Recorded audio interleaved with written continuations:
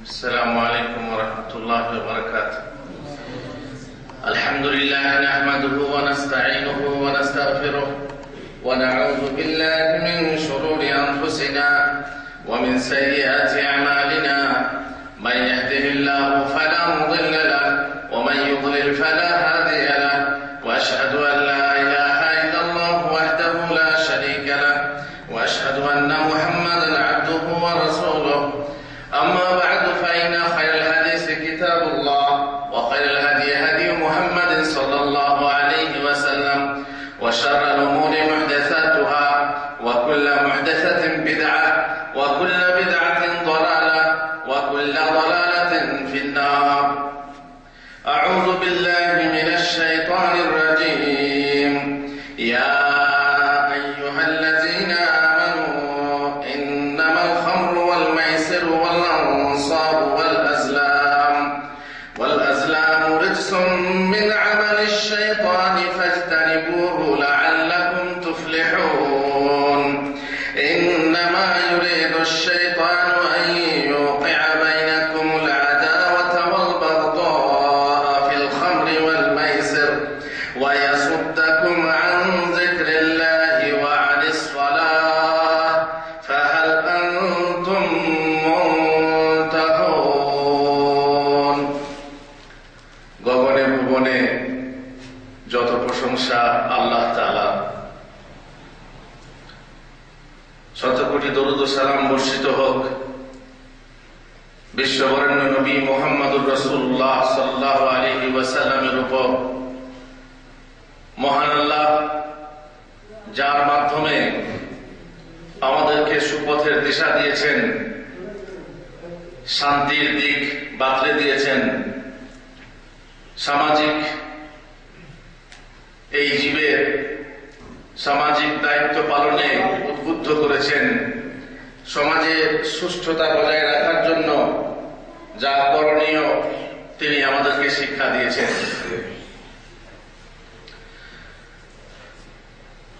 কিছু মানুষ সমাজে বাস করে যারা সমাজ বিরোধী বলে পরিচিত।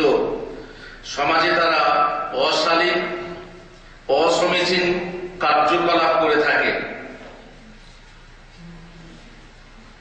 তাদের মধ্যে একটা গোষ্ঠী হল মাতাল, যারা মদ খায়, মদ্যপানে অভ্যাসী, মদ খেয়ে মাতলামি করে বেড়ায়, মদ খেয়ে নিজেদের এবং সমাজে ক্ষতি সাধন করে থাকে। আপনারা জানেন, অধিক রূপে মদ পান করা বা সমাজে মদ পানের ব্যাপকতা এবং বিস্তার লাভ হওয়া, এটা হচ্ছে কিয়ামতের একটা পূর্ব লক্ষণ। দুনিয়া যখন ধ্বংস হবে, কিয়ামত যখন প্রতিষ্ঠিত হবে, তার আগে লোকেরা বেশি বেশি করে মদ খাবে। যাদের জন্য মদ হারাম করা হয়েছিল তারাই মদ খাবে। যাদের জন্য হারাম নয়, যারা হারাম মনে করে না, যারা কাফের, যারা ইসলাম মানে না, তাদের ব্যাপার তো আলাদাই। কিন্তু যাদের খাওয়া উচিত ছিল না, যাদের জন্য হারাম করা হয়েছিল, তারাই ব্যাপকভাবে মদ খাবে। মদ খাওয়া, মদ্যপান সামাজিক অবক্ষয় ও অধোগতির একটা নিদর্শন। যেহেতু এই মাদকদ্রব্য সেবনে হৃদয়, মন, দেহ, চরিত্র এবং শালীনতায় অগণন ক্ষতি ও বিকৃতি বিদ্যমান, আর এজন্যই মদ ব্যবহার করা এমনকি ইসলামের প্রাক্কালীন জাহেলিয়াতের যুগেও ঘৃণ্য ও নিন্দনীয় ছিল। শুধু ইসলামী না, অন ইসলামী সমাজেও মদ কিন্তু ভালো জিনিস নয়। ড্রাগ সব জায়গায় নিষিদ্ধ, যদিও সম্পূর্ণরূপে নিষিদ্ধ করতে পারে না, যেহেতু এতে পয়সা আছে। যারা দুনিয়াদার মানুষ, যাদের চিন্তা খাওয়া আর শোয়া, যাদের চিন্তা শুধু পয়সা আর পয়সা, তারা এই ক্ষতি জানা সত্ত্বেও এই জিনিসটাকে নিষিদ্ধ করতে পারছে না। কেন? যেহেতু এতে পয়সা আছে। সারা বিশ্বের সমাজ বিজ্ঞানীরাও এতে একমত যে মদ্যপান মানবতার এক বড় শত্রু ও আততায়ী। যেহেতু মদ যাবতীয় অখাদ্যের প্রধান, যত রকমের খাদ্য আছে সব থেকে প্রধান অখাদ্য হল মদ। সকল অনাচারের মূল, সমস্ত বিপদ ও অপরাধের মাথা, যার ক্ষতি আত্মা, হৃদয়, দেহ, মন, সম্পদ, সন্তান, সম্ভ্রম ও নিজের ইজ্জতে ব্যাপক আকারে প্রকটিত হয়। এই মদ কত গৃহকে বরবাদ করেছে, কত সংসারকে ধ্বংস করেছে, কত স্থাবর সম্পত্তিতে কে বেহাত করেছে, কত ফিতনা ও বিশৃঙ্খল সৃষ্টি করেছে, কত কঠোরতা ও বিদ্বেষের জন্ম দিয়েছে এই মদ। মদের মধ্যে ভীরু সাহস খোঁজে, দুর্বল শক্তি খোঁজে, দুঃখী সুখ খোঁজে, জ্বালাময় সংসার চিন্তা হতে মুক্তি পেয়ে অধৈর্য মানুষ ক্ষণিকের শান্তি খোঁজে, কামুক খোঁজে অতিরিক্ত যৌন শক্তি, সুখী খোঁজে অতিরিক্ত সুখের আমেজ। কিন্তু প্রত্যেককেই অধঃপতন ছাড়া এই মদে কিছুই পায় না। এই মদে কি পায়? শুধুমাত্র অধঃপতন পায়, সুখী সুখ পায় না, দুঃখীও সুখ পায় না। এই সেই মদিরা যে মস্তিষ্ককে চিন্তা, গবেষণা, প্রজ্ঞা, যুক্তি, বোধ, উপলব্ধি হতে উন্মাদনা, মত্ততা, উদ্বিগ্নতা, বিশৃঙ্খলতার প্রতি স্থানান্তরিত করে, শুষ্ক মস্তিষ্ককে বিকৃত করে, সুচিন্তা নষ্ট করে। এই সেই মত। এই সুরা কত রাজার রাজ্য হারিয়েছে, কত সতীর সতীত্ব লুটেছে, ভাই ভাই, পিতা পুত্র ও স্বামী স্ত্রীর মাঝে কলহ বিচ্ছিন্নতার কারণ হয়েছে এই মত। বোনকে বউ বলেছে, বউকে মা বলেছে, মাতাল হয়ে মদ খেয়ে মাতাল হয়ে বউকে মা বলেছে, আর মাকে বউ বলেছে, অথবা বোনকে মা বউ বলেছে। নিজের বউকে তালাক দিয়েছে মদ খেয়ে। পাতালে কিনা হয় আর মাতালে কিনা বলে, আবল তাবল মাতলামি করে অনেক কিছু বলে থাকে। এ কথা সবাই জানে। কত বন্ধুকে শত্রুতে পরিণত করেছে এই মদ, এবং কত ঐক্যকে ধ্বংস করেছে সর্বনাশী মদিরা, যা নিঃস্ব পান করলে নিজেকে কোন সিংহাসনে আসীন রাজা ভাবে। মদ খেয়ে ভাবে যে আমি এখন রাজা, অথচ সে নিঃস্ব ফকির, সারাদিন মেহনত করে দুটো পয়সা কামিয়ে নিয়ে আসে, বসে কোথায়? সুরি সালে। সারাদিন গতরে খেটে মেহনত করে যে মজুরি পায়, সেই মজুরি নিজে নিয়ে বসে কোথায়? সুরি সালে বসে মদ খায়, উড়িয়ে দেয়, ফুর্তি করে। আর যখন খায় তখন মদের আমোজে, মদের নেশায় সে ভাবে আমি এখন রাজা, সিংহাসনে বসে আছে। ভীরু পান করলে নিজেকে বীর শিষ্ট পুরুষ ধারণা করে, একবারে হিরো হয়ে গেছে। কিছু নেই, শক্তি নেই গায়ে, পাত্রে লারে বন্দুক ঘাড়ে। যখন মদ খেয়ে নেয় সে ভাবে আমি হিরো, অথচ সে একজন জিরো। নির্বোধ পান করলে নিজেকে সুতীক্ষ্ণ বুদ্ধিমান মনে করে, বুদ্ধি নেই, অথচ মদ খেলে মনে করে আমি বড় বুদ্ধিমান। আজ যদি তাকে মাতাল বলেন, তুই আমাকে মাতাল বলছিস, তুই পাগল। নিজেকে মাতাল বলতে মাতাল পছন্দ করে না। মূর্খ পান করলে নিজেকে সবার চেয়ে পণ্ডিত ভেবে থাকে। মদোন্মত্ততায় মদ্যপ নিজের মাথা ভগ্নীকেও উপভোগ্য কামিনী ভেবে বসে, নিজে মাতলামি করে অপরকে মাতাল ভেবে থাকে। নিজে মাতলামি করে আর মাতাল ভাবে থাকে অপরকে। অ্যালকোহল মদ্যপায়ীর বিশেষ ক্ষতি সাধন করে ও রক্ত চলাচলে ব্যাঘাত সৃষ্টি করে। এ হলো স্বাস্থ্যগত ক্ষতি। এ হলো স্বাস্থ্যগত ক্ষতি। যে বেশি করে মদ খাবে, মদের জন্য তার রক্ত চলাচলে ব্যাঘাত সৃষ্টি করবে, ফলে তার স্বাস্থ্য হানি হবে এবং শেষে প্রাণহানিও। মদ্যপান তার জীবনে লাঞ্ছনা ডেকে আনে, হয়তোবা কারাগারে জীবন কাটাতে হয়। মদ খেয়ে মাতলামি করতে কারো ক্ষতি করলো, যে তাকে জেলে থাকতে হলো, কারাগারে জীবন কাটাতে হয়।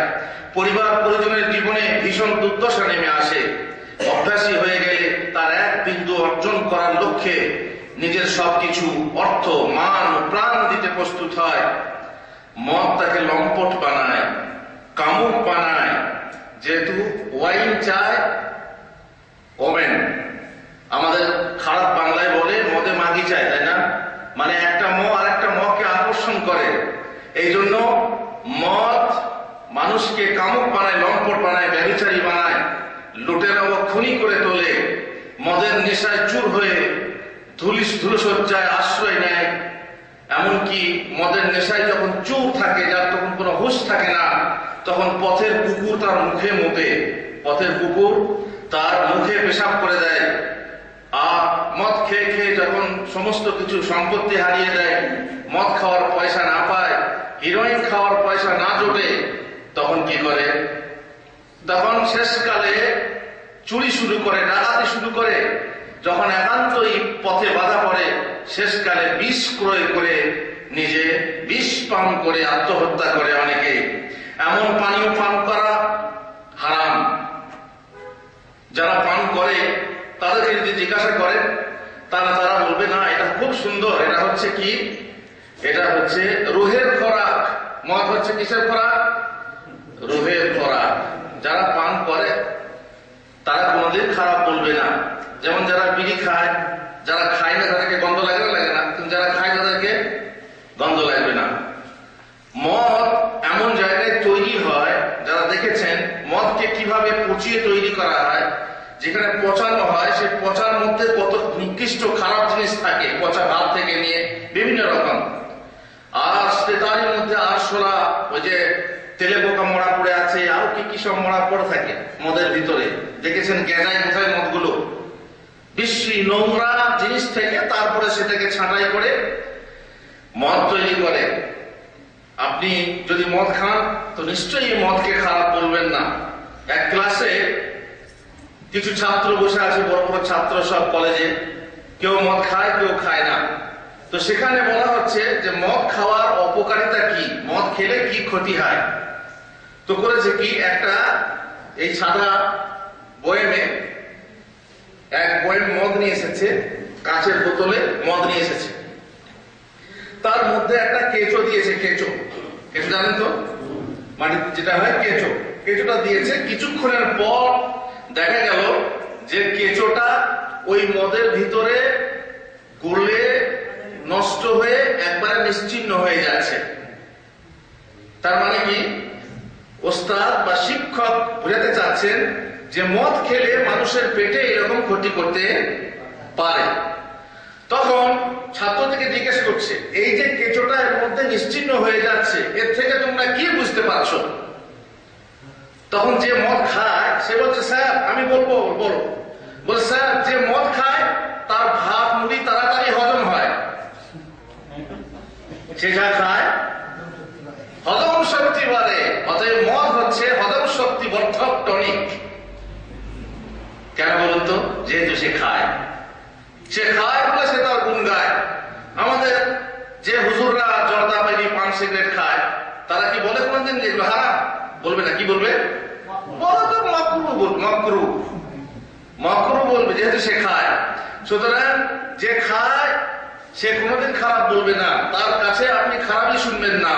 কিন্তু আসলে তা খারাপ কিনা, চলুন আমরা কোরআন হাদিসের দৃষ্টিতে দেখি তা আসলে খারাপ কিনা। মহান আল্লাহ বলছেন, ইয়াসআলুনাকা আনিল খামরি ওয়াল মাইসির কুল ফীহিমা ইসমুন কাবীরুন ওয়া মানাফিউ লিন-নাস ওয়া ইসমুহুমা আকবারু মিন নাফইহিমা। মানুষ তোমাকে জিজ্ঞাসা করে মদ সম্পর্কে। ইসলামের শুরুতে মদ হালাল ছিল না হারাম ছিল? হালাল ছিল। ইসলামের শুরুতে কোন জিনিস হুট করে হারাম করা হয় না। শুরুতে মদ হালাল ছিল। সাহাবীরা কি করতেন? মদ খেতেন। যেমন সাহাবীরা মূর্তি পূজা করেছেন, কিন্তু ইসলাম আসার পরে ধীরে ধীরে সেই মানুষদেরকে কি করা হয়েছে? তারবিয়ত দেওয়া হয়েছে। মদ সম্পর্কে মানুষের মনে প্রশ্ন জাগলো, এটা কি ভালো জিনিস না খারাপ জিনিস? সামাজিক ক্ষতি তাদের দৃষ্টিগোচর হলে তারা এক অপরকে প্রশ্ন করতে লাগলেন যে মদ খারাপ জিনিস না ভালো জিনিস। রাসূলুল্লাহ সাল্লাল্লাহু আলাইহি ওয়াসাল্লামকে এসে সাহাবারা জিজ্ঞেস করছেন, ইয়া রাসূলুল্লাহ, মদ কি জিনিস? মদটা কি ভালো না খারাপ? আল্লাহ তাআলার তরফ থেকে জবাব এলো, ইয়াসআলুনাকা আনিল খামরি ওয়াল মাইসির। শুধু মদই না, এর সঙ্গে জুয়াটাও আছে। জুয়াও মানুষের মাঝে খেলা হয়, আজও পর্যন্ত আপনারা দেখবেন খুব চলছে। আর বেশিরভাগ যেখানে মদ সেখানেই জুয়া। মদ তো মাশাআল্লাহ ভদ্র ঘরেও পান করা হচ্ছে, মদ ভদ্র ঘরে পান করা হয়, মদ দিয়ে ঘুষ দেওয়া হয়, মদ দিয়ে নিজের লিভারকে সন্তুষ্ট করা হয়। আর যেখানে ওই যে বাইজি আর অমক তমক নাচ গান ড্যান্স ফ্যান্স যেগুলো আছে সেখানে তো বলতেই হবে না। আর যে বললাম একটা ময়ের কাছে আর একটা ময়ের আকর্ষণ খুব বেশি, সেখানে তো আছেই। তার সঙ্গে জুয়া, জুয়া যেখানে চলে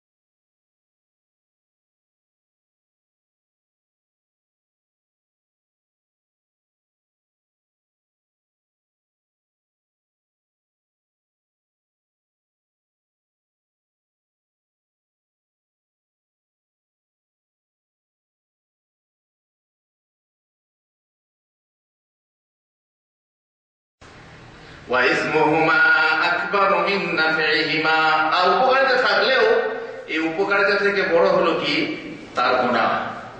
তার গুনাহ হলো বেশি বড়।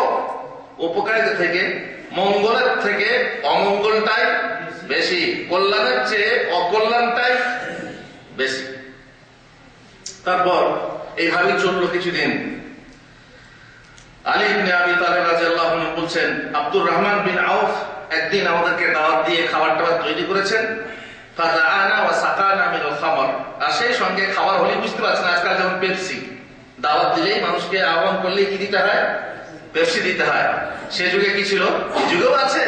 এই যুগেও মুসলিম সমাজেও ভদ্র সমাজ যাকে বলে উচ্চ শিক্ষিত সমাজ, সেখানেও আছে মদ মদিরা। লাল বোতল দেখতে পাবেন, সাদা লাল কালো বহু রকমের আছে।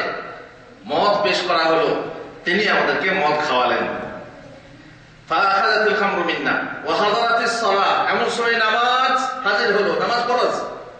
চলো মদ খেয়ে, দাওয়াত খেয়ে, মদ খেয়ে নামাজ পড়তে গেলেন। ফাকারা কুল ইয়া আল কাফিরুন। ইমাম সাহেব কুল ইয়া আল কাফিরুন পড়তে লাগলেন। কুল তখন মুখস্থ সবারই মুখস্থ আছে, শুনুন কিভাবে পড়ছে। কুল ইয়া আইয়ুহাল কাফিরুন মা আ'বুদু মা তা'বুদুন ওয়া নাহনু না'বুদু মা তা'বুদুন। এর মাঝে নাকি নাই? কি বলছে? মা আ'বুদু মা তা'বুদুন ওয়া নাহনু না'বুদু মা তা'বুদুন। মানে কুল লিয়াল কাফিরুন এর উল্টো, যেটা বলা হয়েছে তার উল্টো। মানে হে কাফের দল, তোমরা যা পূজা করো আমরাও তারই পূজা করি। নাউযুবিল্লাহি মিন যালিক। তাহলে সর্বনাশ। একটা গল্প শুনেছি, সৌদি আরবে কোন এক ব্যক্তি ওইভাবে মাতাল হয়ে নামাজ পড়তে গেছে। যে প্রথমে তাকবীরে তাহরিম দিতে হয় না, কি বলতে হয়? আল্লাহু ইয়াস্তুর। কি বললো আল্লাহু আকবার জায়গায়? আল্লাহু ইয়াস্তুর। বুঝতে পারলেন? আল্লাহ ইয়াস্তুর মানে কি? এরা অনেক সময় বলে আল্লাহ ইয়াস্তুর, তার মানে যে পাপ করছি, পাপে আমাকে আল্লাহ তাআলা কি করো? গোপন করো, পাপ থেকে দূরে রাখো, অথবা পাপ ক্ষমা করো। তো আল্লাহু আকবার জায়গায় কি বলছে? আল্লাহু ইয়াস্তুর।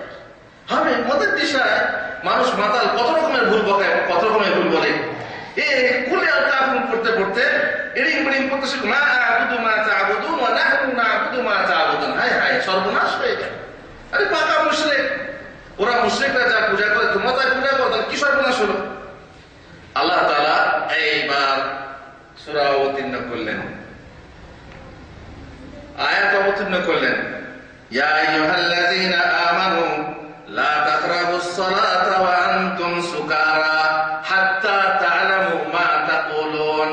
ঈমানদাররা, তোমরা যদি মদ খাও তাহলে মদ খাওয়া অবস্থায়, মাতাল অবস্থায় নামাজে এসো না। তার মানে কি মদ খেও না? না, মদ খেলে নামাজে এসো না। যেমন কাঁচা পেঁয়াজ খেলে, কাঁচা রসুন খেলে মসজিদে আসা নিষেধ, তাই না? তার মানে কি কাঁচা রসুন কাঁচা পেঁয়াজ খাওয়া হারাম? না, খাও, কিন্তু খেলে পরে মসজিদে এসো না, তার মুখের গন্ধে মুসল্লিদেরকে কষ্ট দেয়। তবে বিড়ি সিগারেট খেয়ে মসজিদে এসো, মাফি মুশকিল। সিগারেট টানতে টানতে বিড়ি টানতে টানতে মসজিদে দরজায় ফেলে দিয়ে ঢুকে যাবে, নামাজ পড়ো, এতে সমস্যা নেই। বল হুজুর আমাকে গন্ধ লাগে না। আরে তোমাকে গন্ধ না লাগো, পাশের মুসল্লিদেরকে গন্ধ লাগবে, ফেরেশতাদেরকে গন্ধ লাগবে, তাতে মুসল্লিদের কষ্ট হবে। এখানে আল্লাহ তাআলা বললেন না যে তোমরা মদ খেও না, কারণ এখনো মদ পরিপূর্ণভাবে হারাম করা হয়নি। ধীরে ধীরে হিকমতের সাথে হিকমত অবলম্বন করে হারাম করা হচ্ছে। তোমরা মাতাল অবস্থায় নামাজে নিয়ে ভর্তি হয়েও না, হাত্তা তা'লামু মা তাকুলুন, যাতে তোমরা বুঝতে পারো যা বলছো, নামাজে যা বলছো তা যদি বুঝতে না পারো, আলটা পাল্টা বোঝো, আটান পাটান বকো, আবল তাবল বলো, তাহলে নামাজের লাভ কি? লাভ আছে? নামাজ সময় এমনকি রাসূলুল্লাহ সাল্লাল্লাহু আলাইহি ওয়াসাল্লাম বলছেন, তোমাদের মধ্যে যারা তাহাজ্জুদ পড়তে ওঠে, তাহাজ্জুদে নামাজ পড়তে পড়তে যদি ঘুম এমন চলে আসে, আপনি চাচ্ছেন যে ঘুম চলে যায় কিন্তু পাচ্ছেন না, ঘুমের মানে এমন বিষয় যে আপনার মনে আপনি কি পড়ছেন সেটা বুঝতে পারছেন না, রাসূলুল্লাহ সাল্লাল্লাহু আলাইহি ওয়াসাল্লাম বলছেন শুয়ে যাও, নামাজ পড়ো না।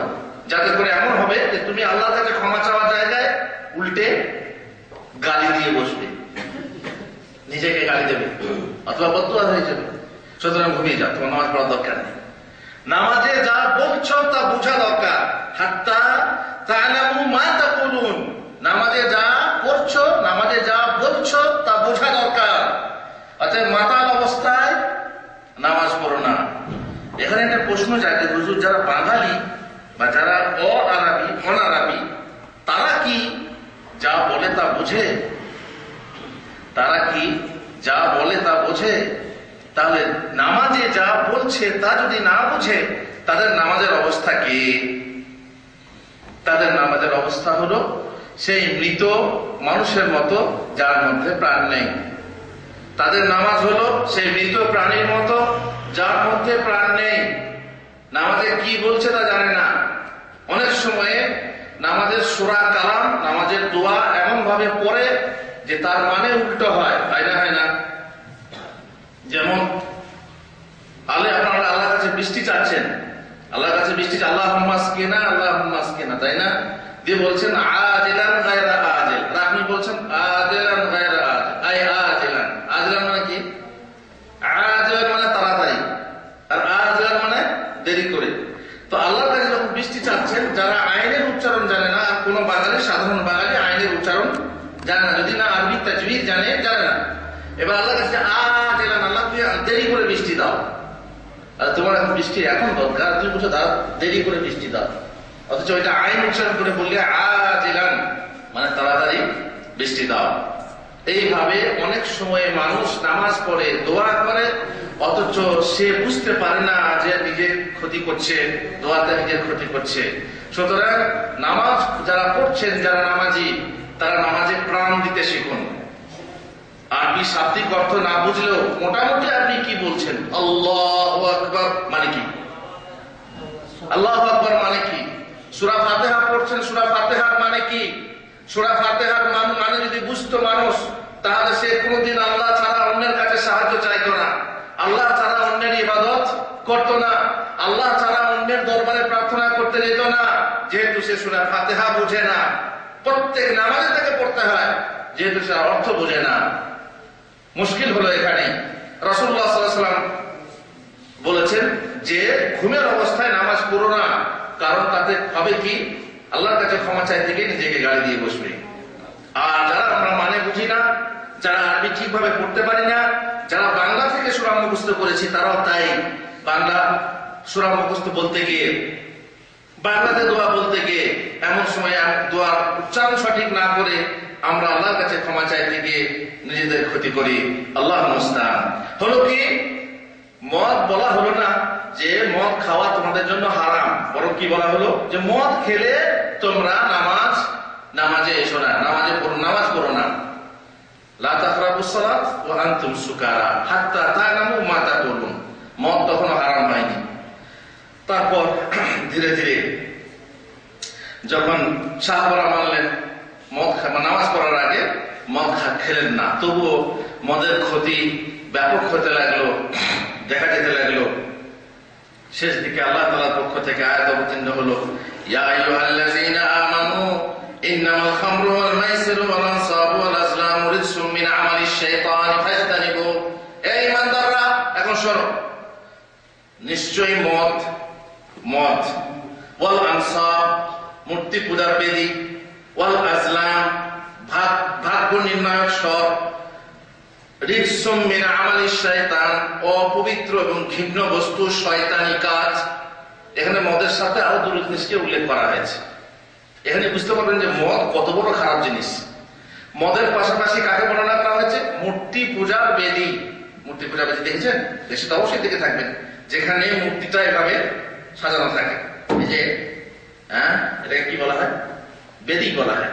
এই বেদী শুধু মূর্তি বা মুসলিমদেরই নেই, আমাদেরও মূর্তি আছে, আমাদেরও মূর্তি পূজার বেদী আছে। আমাদের মূর্তি অবশ্য মাটির নিচে থাকে, আর ওদের মূর্তিটা মাটির ওপরে থাকে। মূর্তি পূজার বেদী মদের পাশাপাশি বর্ণনা হয়েছে, আর তার সঙ্গে বলা হয়েছে আল আজলাম। আজলাম বলা হয় ভাগ্য নির্ণায়ক স্বর। যেমন কেমন? কালকে আপনি সকালে সফরে যাবেন, এই সফরটা ঠিক হবে না ভুল হবে? আপনার কাছে তীর রাখা আছে, তীর।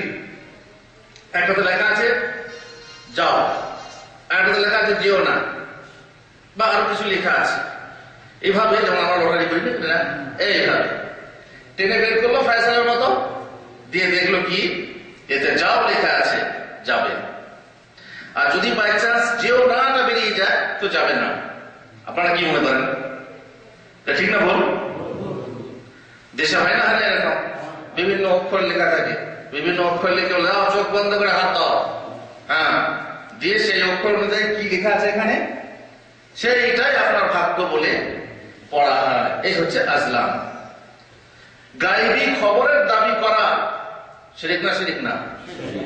যদি কেউ এই শ্রেণীর গায়েবী খবর যে বলে তার কাছে জিজ্ঞাসা করতে যায়, তার অবস্থাটা কি? 40 দিনের নামাজ কবুল হবে না। আর যদি বিশ্বাস করে এই খবরে, তাহলে তার অবস্থাটা কি? সে কাফের হয়ে যাবে। আল্লাহ তাআলা তিনটে জিনিসকে পাশাপাশি বললেন যে এই যে মানুষ পরীক্ষা করে, অনেক সময় পাখি উড়িয়ে পরীক্ষা করত। যদি পাখি পশ্চিম দিকে যাবে তো সফর করো, পূর্ব দিকে উড়ে গেলে করো না, এটা তাতাইও বলা হয়। আর এটা হচ্ছে স্বর মানে তীর। এইভাবে তীরে লেখা আছে যেও যাও কিংবা যেও না, বের করে দেখলো, ঠিক সেই অনুযায়ী কাজ করলো। এটা হচ্ছে জাহিলি যুগের কাজ। এই তিনটে জিনিসকে পাশাপাশি বর্ণনা করে আল্লাহ তাআলা বললেন রিজস, নাপাক, অপবিত্র জিনিস, ঘৃণ্য জিনিস, আমালিশ শাইতান, শয়তানি কাজ। খবরদার, না মদ খাও, আর না মূর্তি পূজার সামনে যাও, আর না গণকের কাছে যাও, মূর্তি পূজার বেদির কাছেও যেও না। অনেক মুসলমানরা অমুসলমানদের পূজা দেখতে যায়, পূজা করে না, কি করতে যায়? দেখতে যায়। অনেকে উরসের সময় যে মেলা লাগে সেই মেলা দেখতে যায়। উরসে মেলা, মাজারের পূজা দিতে যায় না, কিন্তু মাজারের মেলা দেখতে যায়। অনেক সময় অমুসলিম মেলাতে হাড়ি খোলা কিনতে যায়, কাঠের দরজা বা আরো চেয়ার ইত্যাদি কিনতে যায়। অনেকে আবার মিষ্টি কিনতে যায় সেই মেলাতে। অনেকে আবার জামাই ডেকে নিয়ে এসে, জামাই বেটি ডেকে নিয়ে এসে তাদের হাতে পয়সা দিয়ে মেলাতে পাঠায়, বাবা মেলা দেখে এসো। মাশাআল্লাহ, এরা হচ্ছে মুসলমান। এরা বলছে আমরা মুসলমান, আমরা মূর্তি পূজা করি না, তবে মূর্তি পূজার সমর্থন করি, যদি বা জানি অথবা না জানি। সব হারাম, সব হারাম। অন্যায় যে করে আর অন্যায় যে সহে, তব ঘৃণা তারে যেন তৃণ সমদহে। তুমি অন্যায় করলে না, শিরক করলে না, কিন্তু শিরকের মেলাতে তুমি উপস্থিত হলে তার মানে কি হলো? তোমার সমর্থন করা হলো, তাদের সন্তুষ্ট হওয়া হলো, তাদের দোকানে মিষ্টি খাওয়া হলো। হুজুর, তাহলে কি কোনো অমুসলিমের দোকানে মিষ্টি খাওয়া যাবে না? আমি তো বলছি না, বাজারে বহু দোকান আছে, খাও, কিনে খাও, সমস্যা নেই। কিন্তু যে দোকান ওই উদ্দেশ্যে লেগেছে, যে মিষ্টির দোকান ওই শিরকি মেলার উদ্দেশ্যে লেগেছে, লাগানো হয়েছে, খবরদার সেই দোকান থেকে মিষ্টি খাবে না। কারণ এক প্রকার তোমার সমর্থন হচ্ছে। আর ইসলাম কোন খারাপের, কোন নোংরামির, কোন পাপের সহযোগিতা সমর্থন করে না। ওয়া তাআওয়ানু আলাল বিররি ওয়াত তাকওয়া ওয়া লা তাআওয়ানু আলাল ইসমি ওয়াল উদওয়ান। খবরদার কোন রকমের সাহায্য করো না। তুমি যে মদ খাও হারাম, আর মদ খাওয়াতে সহযোগিতা করো, অপরকে খাওয়াও, হারাম নয়। যদি একজন মেহমান গেস্ট এলো, গেস্ট এসেছে, ছেলের বিয়েতে বহু অমুসলিম গেস্ট এসেছে, তো সেই অমুসলিমদেরকে মদ খাওয়াতে হবে। যায় না? অমুসলিম গেস্টকে মদ খাওয়াবে কেন? যেটা তোমার হালাল সেটা খাওয়া, তার হারাম কাউকে দিও না। এটা সহজ, নিজে না খাও অপরকে খাওয়ালে এটাও হারাম। মদ আপনি জানছেন, আপনার দোকান আছে, আপনার দোকানে গুড় বিক্রি হয়, যে গুড় কিনে নিয়ে যাচ্ছে একসঙ্গে 20 কিলো গুড় নিয়ে যাচ্ছে। আপনি জানেন না যে কি জন্য নিয়ে যাচ্ছে, ভাবলেন হয়তো তার দোকান আছে, সে তার যে দোকানে বিক্রি করবে। কিন্তু যদি জানেন যে আমার এই গুড় নিয়ে গিয়ে এর সরিষাল আছে, এর ভাটা আছে, কিংবা মদের ভাটি না কি বলে, কারখানা আছে মদের, এই গুড় নিয়ে গিয়ে সে মদ তৈরি করবে, তাহলে সেই ব্যক্তিকে আপনার গুড় বিক্রি করা হারাম। জেনে শুনে অন্যায়ের সহযোগিতা করবে না। মদের দোকানে আপনি চাকরি করেন, হোটেলে চাকরি করেন, সেই হোটেলে মদ বিক্রি করা হয়। আপনি মুসলিম, আপনি পয়সার জন্য একটা হোটেলে ঢুকেছেন, 5 স্টার হোটেল, সেই হোটেলে আপনাকে বলা হচ্ছে ভাই মদ নিয়ে এসো, আপনি মদ নিয়ে গিয়ে পেশ করলেন, জায়েজ না। এই চাকরি করা হারাম। যে কোনো ভাবে, আমি পরে বলবো ইনশাআল্লাহ, যে 10 রকম ভাবে মদের সম্পৃক্ত ব্যক্তিবর্গকে, 10 ব্যক্তিকে আল্লাহ তাআলা লানত করেছেন, অভিশাপ করেছেন। মোট কথা হলো কি, যে এখন হারাম ঘোষণা করা হলো, মদ তোমাদের জন্য হারাম। মুমিনরা তোমরা মদ খেও না, কারণ ইন্নামা ইউরিদুশ শাইতানু আন ইউকিয়া বাইনাকুম আল আদাওয়াতা ওয়াল বাগদাআ ফিল খামরি ওয়াল মাইসির ওয়া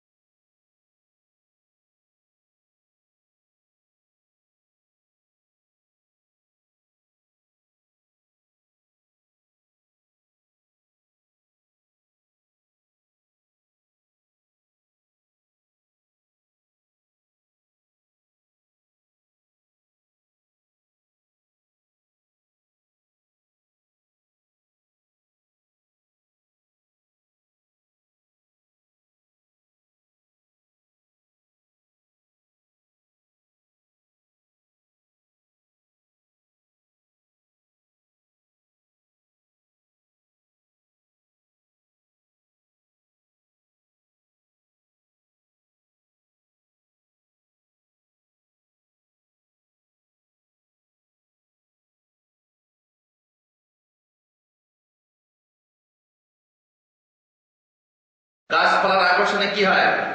বৃষ্টি হয়। তো এই মদের আকর্ষণে আর একটা মকে আকর্ষণ করে, সে আর আল্লাহকে স্মরণ করবে না। নামাজে বাধা দেয়। মদ খেয়ে নেশা অবস্থায় যদি নামাজ পড়া হয়, বলেন না আলটা পাল্টা বকবে, আবল তাবল বকবে, মা তা আবুদুন বলে বসে থাকবে, তাই না? এই হলো মুশকিল। মদ খেলে নামাজে বাধা দেয়। সেই ইসলামের যুগে কোন একজন ইমাম ফজরের নামাজ পড়ছেন, নামাজ পড়ে 2 রাকাত পড়া হলো, 2 রাকাত পরে সালাম না ফিরে আবার উঠে পড়েছেন মাগরিবের মতো, ঠিক না? মাগরিবের তাসবিহ পড়লেও শুনে না। তারপরে শেষকালে 3 রাকাত পরে সালাম ফিরে বলছে, হ্যাঁ আজিদুকুম, আরো বেশি পড়বো। বুঝতে পারছেন? মাতাল অবস্থায় নামাজ পড়েই যাচ্ছে, সালাম ফিরে পড়বো, আরো বেশি পড়বো। তার মানে 2 রাকাত ফরজ, আর এই 2 রাকাত ফরজের চেয়ে যদি কেউ 1 রাকাত বেশি পড়তে, নামাজ হবে না? হবে না, নামাজ বাতিল। কিন্তু মদের নেশায় সে নামাজ পড়তেই থাকছে, যেমন একজন পাগল পড়ে থাকে। সুতরাং মদ খাওয়া হারাম করা হলো। তোমরা কি বিরত হবে? সাহাবারা সঙ্গে সঙ্গে বললেন, ইয়া আল্লাহ ইনতাহাইনা, আমরা বিরত হয়ে গেলাম। তারপর সেই সমস্ত মদের ভাটি আর মদের যে জার বলে বড় বড় পাত্র, সমস্তকে ভেঙে ফেলা হলো। এমনকি বলা হয়েছে যে যখন মদের কারখানা ভেঙে দেওয়া হলো, মদের জারগুলোকে ভেঙে দেওয়া হলো, মদ গড়িয়ে যাচ্ছে মদিনার গলিতে দেখা যাচ্ছে। কিছু সাহাবী আল্লাহ রাসূল সাল্লাল্লাহু আলাইহি ওয়াসাল্লামকে এসে বললেন, রাসূলুল্লাহ, আমাদের মদের কারখানা এতিমের মাল বৃদ্ধি করার জন্য মদের কারখানা করা করা হয়েছিল। তো মদগুলোকে আমরা শিরকা বানিয়ে নিই? বললেন না, মদকে শিরকা বানিয়ে খাওয়া যাবে না, মদকে শিরকা বানিয়েও খাওয়া যাবে না। সুতরাং সেগুলোকেও নষ্ট করে দেওয়া হলো যখন এই আয়াত অবতীর্ণ হলো। ইয়া আইয়ুহাল্লাযীনা আমানু ইন্নামাল খামরু ওয়াল মাইসিরু ওয়াল আনসাবু ওয়াল আযলাম রিজসুম মিন আমালিশ শাইতান ফাজতানিবু, তোমরা দূরে থাকো, বিরত হও মদ থেকে, লাআল্লাকুম তুফলিহুন, যাতে তোমরা সফল হতে পারো। সাহাবারা বললেন, আমরা ফিরে এলাম, হে আল্লাহ আমরা বিরত হলাম, আমরা আর মদ খাবো না, আর মদের ব্যবসা করব না, মদ খেতে দেবো না। কিন্তু ইয়া রাসূলুল্লাহ, আমাদের মধ্যে বড় বড় সাহাবী তারা শহীদ হয়ে গেলেন, মারা গেলেন, আল্লাহর রাস্তায় শহীদ হয়ে গেলেন, অথচ তাদের পেটে মদ ভরা ছিল। তাদের অবস্থা কি? তাদের অবস্থা কি? তারা মদ খেয়েছেন, তারা জুয়া খেলেছেন, আর এখন সেই মদ আর জুয়াকে নাপাক বলা হলো, শয়তানের কাজ বলা হলো। তাদের অবস্থাটা কি হবে ইয়া রাসূলুল্লাহ? আল্লাহ তাআলা অবতীর্ণ করলেন, লাইসা আলাল্লাযীনা আমানু ওয়া আমিলুস সালিহাতি জুনাহুন ফীমা তা'iমু, যারা ঈমান এনেছে, ঈমান আনার পর নেক আমল করেছে, আর সেই অবস্থায় তারা মদ খেয়েছে যখন তাদের উপরে মদ হারাম ছিল না, তাদের কোনো অসুবিধা হবে না, তাদের কোনো অসুবিধা হবে না, তাদের চিন্তা তোমাদের করতে হবে না। এখান থেকে আরেকটা কথা বেরিয়ে যায়। যারা যে ভাইরা প্রশ্ন করেন যে হুজুর আমরা এতদিন দেশে থাকা অবস্থায় এই করেছি ওই করেছি, আমাদের বাপদাদারা এই করেছে ওই করেছে, আমাদের ইমামরা ওই করেছে এই করেছে, তারা কি জাহান্নামী? তারা কি জাহান্নামী? তারা কি জেনে শুনে করেছে কাজ? জেনে শুনে কি খারাপ কাজ করেছে? জেনে শুনে কি শিরক করেছে? জেনে শুনে কি কোরআন হাদিস বিরোধী ফয়সালা দিয়েছে? যদি জেনে শুনে দেয় তাহলে তাদের শাস্তি তারা পাবে। কিন্তু যদি না জেনে দেয় তাহলে তারা জান্নাতে না জাহান্নামে আমাদের দেখার প্রশ্ন নাই, আমাদের করার প্রশ্ন কিচ্ছু নাই। ইনশাআল্লাহ তারা যদি ভালো জেনে করে তারা পরিত্রাণ পেয়ে যাবে। আপনার কথা আপনি ভাবুন যে আপনি হক জানার পর গ্রহণ করবেন না। যদি হক জানার পর হক গ্রহণ না করেন তাহলে আপনার শাস্তির কথা আপনি নিজে ভাবুন। পূর্বপুরুষেরা কি করেছে না করেছে সে জিনিস দেখা আপনার কথা নয়। আর যেহেতু নবী সাল্লাল্লাহু আলাইহি ওয়াসাল্লাম বললেন যে যেহেতু এই যে লোকেরা মদ খাওয়া অবস্থায় মারা গেছে, তাদের উপরে যদি আয়াত অবতীর্ণ করা হতো বা তারা যদি জানতো যে হ্যাঁ মদ হারাম করা হয়েছে, তো অবশ্যই তারা মদ বর্জন করত। সুতরাং মদ যখন বর্জন করত তখন তাদের কোনো অসুবিধা হবে না, তাদের হিসাব সঠিকভাবে নেওয়া হবে। মদ পান করা কোন মুসলিমের কাজ নয়, কারণ মাতাল যখন মদ পান করে তখন সে মুমিন থাকে না। মুমিন যখন মদ পান করে তখন সে মুমিন থাকে না। রাসূলুল্লাহ সাল্লাল্লাহু আলাইহি ওয়াসাল্লাম বলছেন, লা ইয়াজনি যানি হিনা ইয়াজনি ওয়া হুয়া মুমিন। কোন মুমিন থাকা অবস্থায় ব্যভিচার করতে পারে না। ওয়ালা ইয়াশরাবুল খামর হিনা ইয়াশরাবু ওয়া হুয়া মুমিন। মুমিন থাকা অবস্থায় মদ পান করতে পারে না। ওয়ালা ইয়াসরিকু হিনা ইয়াসরিক ওয়া হুয়া মুমিন। মুমিন থাকা অবস্থায় কোন চোর চুরি করতে পারে না। কি বুঝলাম কথাটা? তার মানে কি এই যে মদ খেলে মানুষ কাফের হয়ে যায়? তার মানে কি এই যে ব্যভিচার করলে মানুষ কাফের হয়ে যায়? তার মানে কি এই যে চুরি করলে মানুষ কাফের হয়ে যায়? না। তাহলে তার মানে কি? তার মানে হলো এই যে এই কাজ কোন মুমিনের নয়। মদ খাওয়া, চুরি করা, ব্যভিচার করা, এই সমস্ত কাজ কোন মুমিনের নয়। তাহলে মুমিন যদি করে তাহলে অবস্থাটা কি হবে? হাদিসে আছে যে যখন কোন মুমিন এই শ্রেণীর কোন কাজ করে, মদ খায়, তখন তার ঈমান দেহ থেকে বের হয়ে যায়।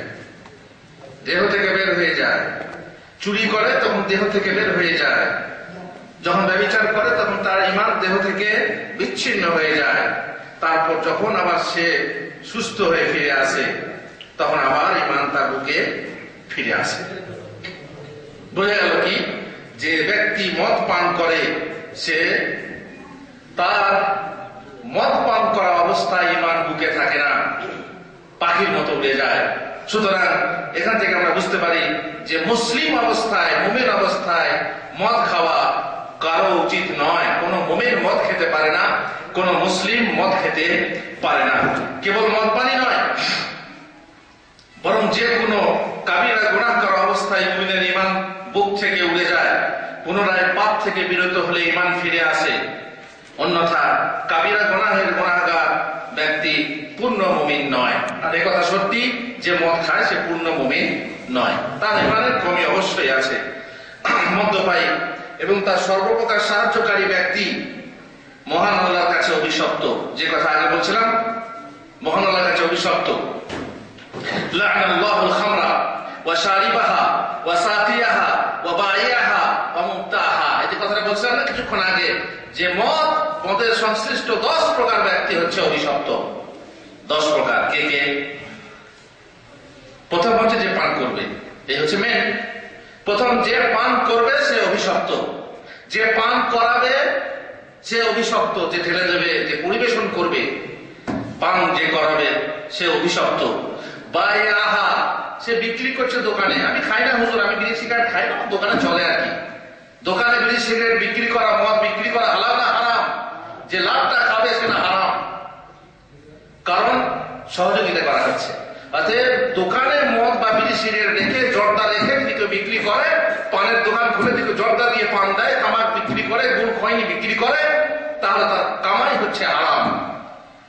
তাহলে বিক্রেতা হলো মুবতাহা, যে ক্রয় করবে, যে কিনবে, সে পান না করলেও কিনে নিয়ে দিল। এই যে বলেছিলাম একবার, বাপ বললে বাপরে, বেটাকে বলছে বাপ এক বোতল মদ নিয়ে আয় তো, সে মদটা নিয়ে এসে বাপকে দিল, সে খায় না। কিংবা বস বলছে, বস আপনার মুদির বলছে এক প্যাকেট সিগারেট নিয়ে এসো তো, আপনি নিয়ে এসে সিগারেটটা দিলেন, আপনি নিজে খান না। গুনাহগার না, গুনাহগার না, অভিশপ্ত, সে অভিশপ্ত। ওয়া আসরাহা, একজন মদ প্রস্তুত করে, যে মনে কোন ফল থেকে, আঙ্গুর থেকে মদ প্রস্তুত হয়। এবারে আঙ্গুরটা নিচড়ে দেয়, তার কাজ হলো কি? আঙ্গুরটা নিচড়ে দেওয়া, নিংড়ে দেওয়া। ওয়া মু'তাসিরাহা, তারপরে যে প্রস্তুত করছে সেও। ওয়া হামিলাহা, যে কেবল বহন করছে। হুজুর আমি না গাড়ি ভাড়া, আমার গাড়ি ভাড়া আছে, আমি না ভাড়া নেবো, আমার গাড়িতে কি নিয়ে যাচ্ছে সেটা দেখা দরকার নেই। ঠিক আছে, আপনার গাড়িতে লোড হচ্ছে কি? প্যাকেট, মদের প্যাকেট, মদের বোতল, সিগারেটের প্যাকেট, সিগারেটের বোতল, তামাকের বোতল, দিয়ে আপনার গাড়িতে নিয়ে গিয়ে আপনি নামিয়ে দিলেন, আপনি ভাড়াটা নিলেন। সমস্যা আছে? সমস্যা আছে। যেহেতু আপনি মদ বহন করে দিলেন। ওয়াল মাহমুলাতা ইলাইহি, যার জন্য বহন করা হয় তাকে। তারপরে দেখুন ওয়া আকিলা সামানিহা, আর তার মূল্য যে ভক্ষণ করে, মদ বিক্রি করে মূল্যটা ভক্ষণ করে, মদ খায় না কিন্তু মদের মূল্যটা খায়। ওয়া মুশতারি লাহা ওয়া মুশতারি লাহু, বলা হলো যে নিজে কিনে এবং যার জন্য কেনা হয় তার বিক্রয় করে এবং বিক্রয় করা হয়, সবাই হচ্ছে অভিশপ্ত। এমনকি